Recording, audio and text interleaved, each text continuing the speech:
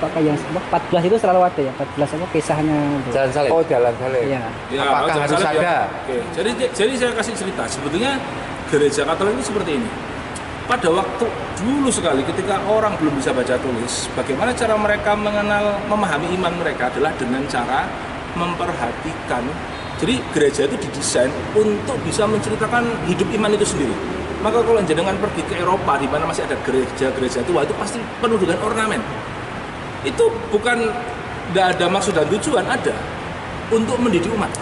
Dengan melihat, oh ternyata ini sebenarnya cukup sederhana saja, hanya jalan salib saja. Tetapi kalau kita lihat gereja-gereja di Eropa, mereka sangat lengkap sekali ornamen.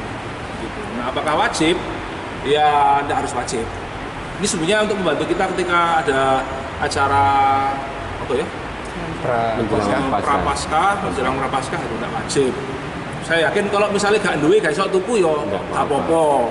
Tapi lek iso yo ya jangan. Kayak gitu. Sekali lagi sing wajib itu siji Mas, iki lho. Nah, iki altar. Itu yang paling harus ada. Karena memang pusat liturgi kita adalah Ekaristi. Ya.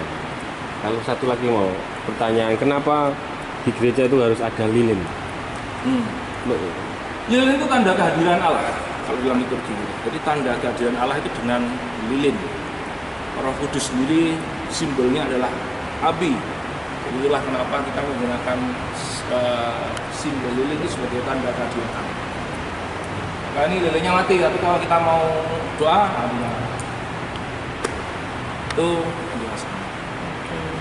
Saya ya pedih salah menjelaskan. Gak apa-apa. Ya, tapi macam gini tuh ya, tapi tenang saja. Ini saya nggak ngomong sembarang kok. Ya. Terus ini mau ada rangkaian bunga-bunga, apakah setiap kali misa itu harus ada bunga? Nah, bunga itu sebenarnya adalah unsur tambahan. Tidak harus. Tapi itu adalah gambaran kecintaan atau penghargaan kepada yang ilahi. Ketika yang ilahi datang, maka segala sesuatu yang indah, yang baik itu selalu ada. Maka kemudian itu adalah tanda bagaimana yang ilahi itu datang. Maka segala yang cantik, yang baik itu diberikan.